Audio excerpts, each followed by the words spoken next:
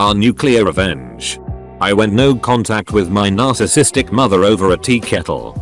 She tried to ruin my life, again, so I ruined hers. Sorry not sorry, I'm 42. To say that I tried for too long is an understatement. I tried the hands-off approach for my 30s and most of the time it worked. However, as I've been learning about my codependency and trying to heal from the trauma that woman has wrought across my life, I've been much more upfront on calling her out on her bullcrap. I was patient. I wouldn't back down anymore, and I'd often find myself feeling absolute pleasure at seeing her flying off in a narcissistic rage over me being able to beat her at her own game. Fun for a while, right? But I realized these talks and texts we had were coming at a price to my mental well-being. Sometimes I admit, she'd get me. As a mom, she knew what buttons she could push to really get a rise out of me. I was trying to work on myself and started debating if no contact would be the best choice. That's when it happened. The thing that sent me over the edge was her old tea kettle. Backstory: I moved back to my hometown after my grandmother's health was starting to go downhill to take care of her. As she was a former nursing home CNA, I always promised my nanny I wouldn't ever let her waste away in one of those facilities. But with the move came drawbacks. My once flourishing career was gone, and I was starting over at a smaller facility with much less money. In my mind, it was more than worth the price of being able to take care of my grandmother. However, I would have to move in with my grandmother in her home, and as I've said, my mother is a narc. I wasn't crazy about this idea as I knew my grandmother only had a lifetime estate on the property. My mother would inherit and I knew it would be hell.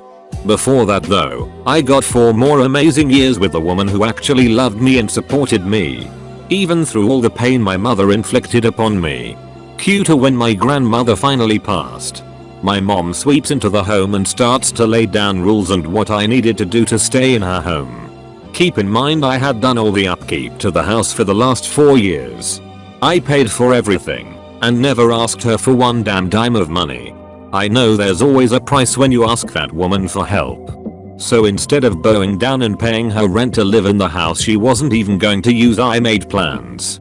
I informed her no, that won't be happening, and let her know of my plans to move. To say she tried every which way she could to prevent my moving is an understatement. From trying to drum up new things I owed her money for, to dangling the carrot of signing the house into my name, to letting other family members know if they helped me move she'd never forgive them. I was 39. That's how controlling this woman tried to be. However, I just kept my nose down, packed all my things, moved absolutely everything I owned by myself, and took off in a U-Haul not even a month later. After my grandmother had passed, I did try harder in an effort to keep a relationship with my mother. I should have known better, but I told myself, one more time. If she can't play nice, then I'm going to cut this out of my life for good. It didn't take but 5 months for me to be completely done. Since moving, my aunt made a group chat for us and my mother, mostly to keep up with our day-to-day lives. Funny memes, just checking up on me and just wanting to know how my new home was. My mother would always say condescending things about my new place, but I would let it slide and remind her that I would have been more than happy to live in her home had she not tried to pull what she pulled. That only made her say that I was ungrateful for her not having charged me rent for the years that I lived there taking care of her mother and working full time. Keep in mind, my mother remarried a doctor and took every penny of inheritance my grandfather left me. To say she's rather well off is no exaggeration. She's just that greedy. But back to my story. 5 months in, my mother starts texting the group chat that I took off with items of hers from the house. Upon asking what it was I supposedly took, she launched into a tirade of me never being able to tell the truth and that she'd never forgive me for what I had done. Again, having to push for actual details was hard over a text, so I called. This is where the tea kettle finally comes into play. The call, so I called. She starts launching into me about how I gave an old cast iron tea kettle to my father, her ex-husband. I'm like, what the hell are you even talking about? She explains what she believes that I had, while living with my grandmother or after my grandmother died, given my father an old tea kettle from our wood stove. I let her know there hadn't been a tea kettle on that stove in years and I wasn't aware it was even missing. She had somehow found out that the tea kettle was back at my father's place. Now, if you have a narc in your life, you know how they absolutely adore to twist history to their liking. This tea kettle was in my father's family for generations. I grew up knowing this. My mother simply took it with her in the divorce to hurt my father, as family heirlooms meant a lot to him. So I kept explaining over and over again. I had no idea what she was talking about or how dad even got the tea kettle. After screeching at me for a while, I finally told her that I wasn't entertaining this notion of hers. I would call my father myself to figure out what had happened. She said I better fucking get the tea kettle back or there'd be hell to pay. The truth. So, called my good old dad. Now my father isn't perfect. He's been pretty damn good to me. Especially after all the shit my mother put him and I through together. From using me to emotionally blackmail him, and intentionally sabotaging our relationship wherever she could. AKA, he knows she's a covert narcissist because he was married to her. So when I call him he answers with, "Hi, is this about the tea kettle?" I laugh and say bingo. He then explains while my grandmother was alive she felt bad that my mother had taken the tea kettle from him during the divorce and left it at her home. My grandmother's house. After I moved back in, my father started to come visit us.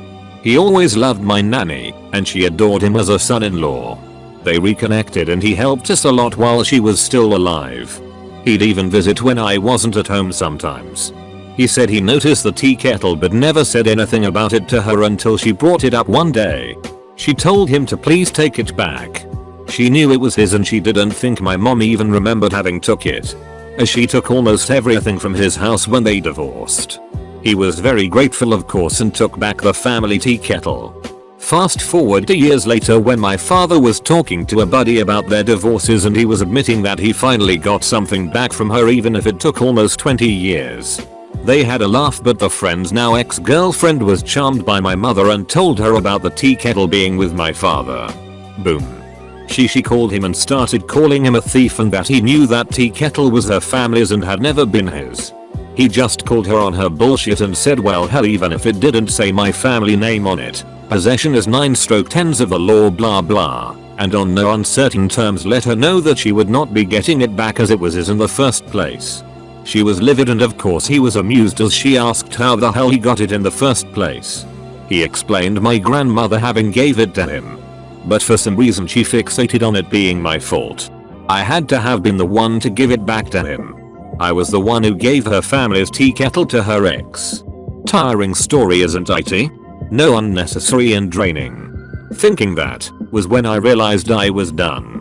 The emancipation. So having got the full story from my father, I was texting to my aunt and mother in our group chat and telling them. My mother continued to call me a dirty liar and nasty comments in the group chat in front of my aunt. Now I am the most patient and understanding person. So while I really hate how my mother treated me, I would never call her out in front of anyone. I would always argue and debate behind closed doors and alone, as I didn't want to number 1 bring anyone else into the mess that was her abuse, and number 2 she was still my mother and I didn't want to embarrass her in front of anyone. I don't know what it was about this tea kettle that finally broke me, but it was the catalyst. But there were other things that made the tea kettle incident explode. While I had moved, my mother was still intent on having me move back into her home so I could take care of it until I inherit it from her one day. Ha, yeah right. So I tested her on this a few weeks before the tea kettle incident. If I wanted to move back, her conditions were that I would only have access to 1 bedroom.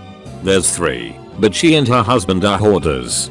BTW, his touch in this was allowing me to have access to the communal areas of the house. Isn't that so kind to allow me 1 bathroom and access to the kitchen and living room? They're a match made in hell. The reason I'd only have access to 1 bedroom was they miraculously put their home on the market and it was going to be sold. They were going to move from a 3-story mansion to a 3-bedroom cabin. So that's the reason she couldn't put the house in my name right away. It'd have to wait until they bought a new house. They would live in the cabin with me while the new home was being built, and their old home sold. It's beyond insane, but this is how her mind works. I then told her no thanks. I'm very happy spending way more money being in a thriving city and having my own home with 3 bedrooms. However, It struck me. My mother likes to lie, a lot. So much so that over the course of years I was doing the hands-off approach. I would record what she'd say and replay it to myself to remind me that I wasn't insane. Because as I'm sure many of you know, gaslighting is a hell of a drug. This house lie was another provable story. There would be evidence if it was on the market. One of my buddies who grew up with me is a real estate agent. He hates my mother because of how my mother treated his mom. So he gladly helped me look at all the listings from as far back as a year ago. Supposedly she had put her house up for sale about a month ago. He couldn't find anything about it. It's listed as not for sale anywhere, even as of today's writing. So, boom, more concrete evidence of her lying. I had recorded the conversation with her and her husband without her knowing it. Don't worry, I'll live in a one-party state, because again, nothing comes without terms and conditions and she likes to rewrite history. Back to the Future. I had recorded this conversation. I thought it's about time that I do something different. If I'm thinking about going no contact, I might as well go out in a blazing ball of righteous hellfire, right? While she was attempting to humiliate me in front of my aunt again, I spoke to my aunt in a separate message. I'm sorry if you are going to be upset with me, but this has been 41 years in the making and I'm done. She called me worried and I told her the truth. Finally I let someone else hear the lies she told me. And in the group text I posted the real estate listings and how their home was not listed for sale anywhere. My mother started to go into panic mode and was telling more lies about how it's not up yet because it was so new. I let her know that was a lie too, as it had been quite some time since she said she listed it. My aunt gasped, seeing her floundering for an explanation in the chat. I explained and she let me know. No matter what, she'd still love me and understood how after years of abuse I had finally had enough. The fallout, so as a narc usually does, she went on her rampage and started to blacken my name to everyone in our family and in our hometown. Not a big deal, I don't really like my hometown. The few people I keep up with are lifelong pals. They know the private monster my mother can be, versus the public persona most people get. But for years it had been building. I had a lot of proof. However, I was trying to allow her to behave and back off. I had not answered her since the night I posted those listings to my aunt's group chat. But I was getting nasty messages from the flying monkeys about what a terrible daughter I am. I finally texted and let her know. Unless she backed down and stopped this campaign against me, I was going to do something to her for how she's poisoning my name and reputation. I knew from reading about narcissists that this was coming, so I prepared. When she didn't stop, and a preacher I had never spoken to contacted me via Facebook to attempt to shame me into talking to her, I saw red. I did it. I went full scorched earth. I made a huge group chat with all of my contacts in my phone, all our family, some of her friends, some of her ex-friends, her husband's family, his kids, many people in our community, the preacher who decided I was a horrible daughter, many who believed her lies. Most of these people had turned their backs on me anyways. So I didn't feel too bad when I sent them all the nasty things she had said about them to me in texts, voicemails, and the phone recordings I had. I didn't realize how much I had saved. All just to keep my own sanity with her gaslighting me. And I sent it all. At the end of it, with the story about the house being for sale, and the latest lie fest she had concocted shown, my father, who was also in the group chat, took a picture of the kettle. He asked in the chat, was this really worth it? Many of these people had also wronged him in the community due to the lies my mother spread about him after their divorce. He and I then left the group chat. The conclusion, suffice to say, that ruffled many feathers of people. Many of them were upset at how my mother had spoken about them. A lot of them blamed me for being a horrible daughter, and some have apologized to me. I don't care about them. I care about the damage I finally inflicted on the woman who hurt me over and over again with no conscience. I landed a blow to the weakest part of herself.